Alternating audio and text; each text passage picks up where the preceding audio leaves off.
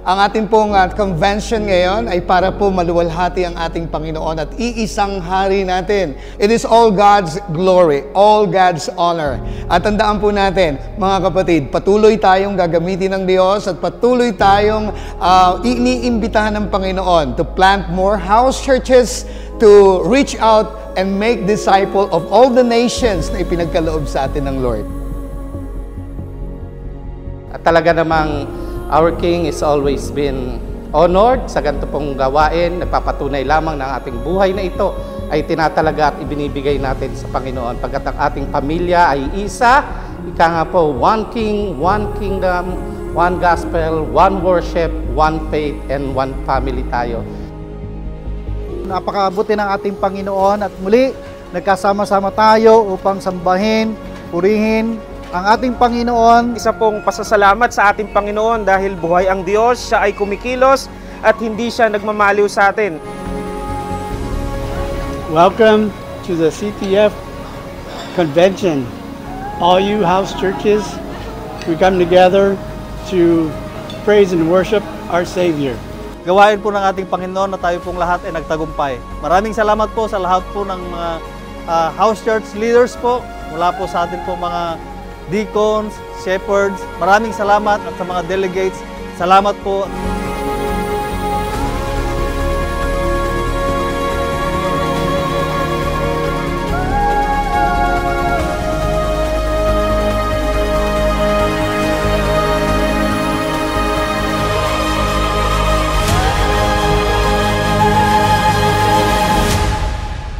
Tayo bilang mga anak niya, kung sa kaharian niya, unshakable ang kingdom niya, tayong mga anak niya, we are unshakable, we are victorious. Amen? At kung tayo po ay may mga daladalang mga kabigatan o ano man yung mga naranasan natin the whole year, umasa tayo sa convention ito, mas lalo tayong palalakasin ng Panginoon. Tayo po ay muling bubuuin ng Diyos, tayo po ay ire-restore ng Panginoon.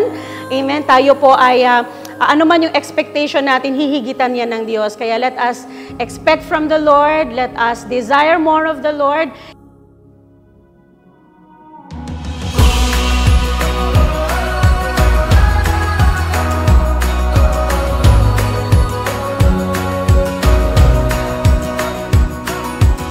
Praise the Lord, hallelujah. Magandang gabi sa lahat po ng mga naririto ngayon at sa lahat din po ng mga kapatid natin sa Panginoon. I'm Bishop Albert Aquino ng Christ the True Foundation Christian Ministry.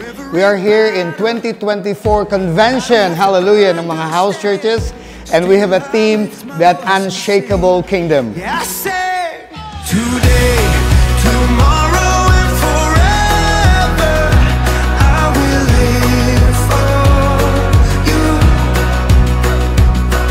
Today, tomorrow, and forever, I will worship you.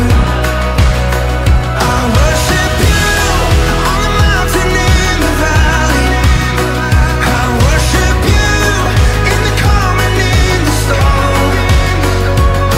Today, tomorrow, and forever, I will worship you. Jesus, I worship you.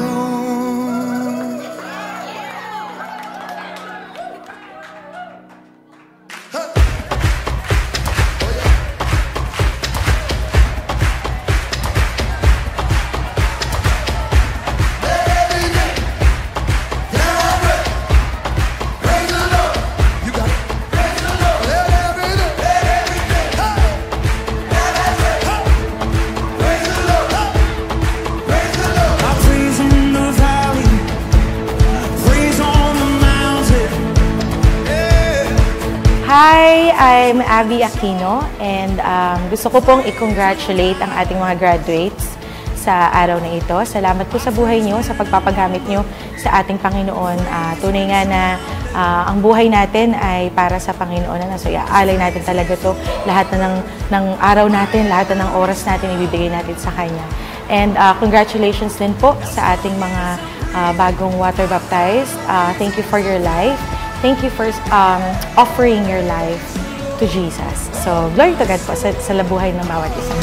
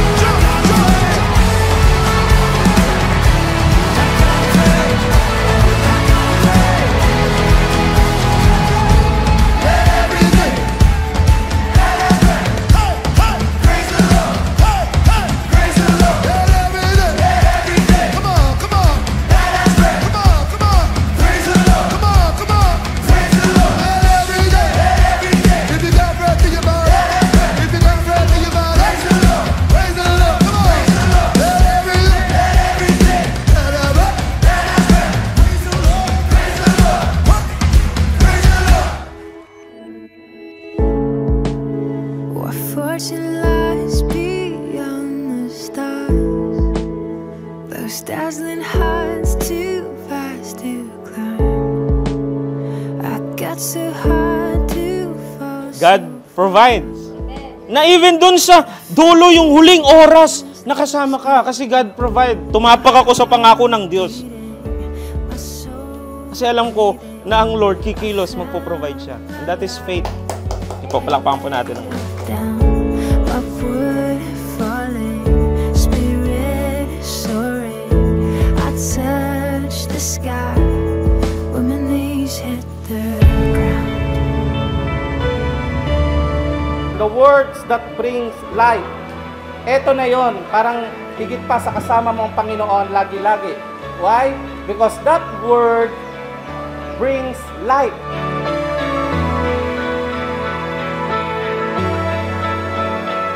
Magpakatatag kayo sa inyong pananampalataya.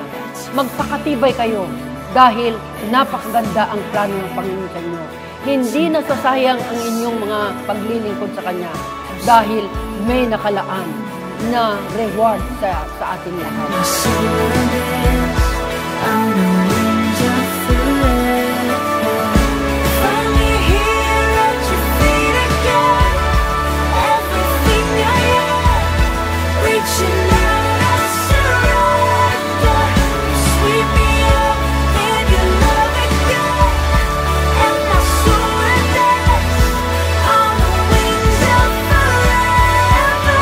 Tayo ay lumapit sa Kanya, magpakumbaba, magsisin ang ating mga kasalanan at tanggapin natin siya sa buhay natin bilang ating Panginoon at sariling tagapagligtas at mararanasan natin yung unshakable love ng ating Panginoon.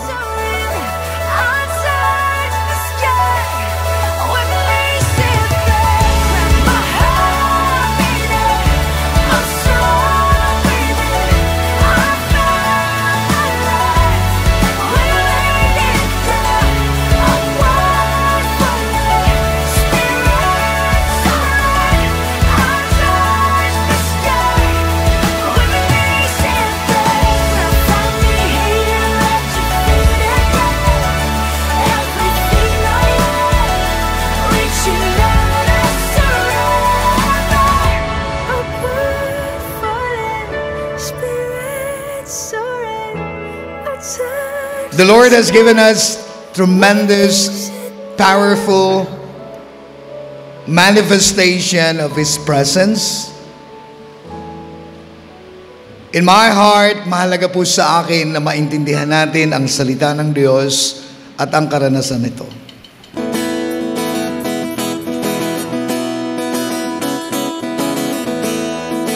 Hi sa inyong lahat, I'm Pastor Renz Ilaw, your newly ordained pastor this Convention 2024. Nagpapasalamat ako sa inyong lahat, sa inyong pagdalo dito sa convention na ito at aasahan namin ng aming mga pastor nitong CTF Ministry na makakasama pa rin namin kayo next year. Yan, at lagi nating tatandaan, you are unshakable because you are a citizen of an unshakable kingdom. Tayo ay nagpapasalamat sa ating Diyos. Ang inyong lingkod, Bishop Albert Aquino, kasama ko po ang isa sa pinakamahalagang nilalang sa mundo, ang aking asawa, ang aking mga anak. Maraming salamat dahil natapos na po yung ating National Annual Convention 2024. At syempre, we're looking forward for next year. Thank you po sa lahat ng mga naging sponsors po namin sa araw na to, sa mga pastors po natin, sa shepherds, sa lahat po ng leaders and workers po na tumulong po para maging posible po itong araw na to. And syempre, salamat sa lahat ng dumalo, sa mga house churches, sa lahat ng mga members, at sa mga bagong graduates. Congratulations din!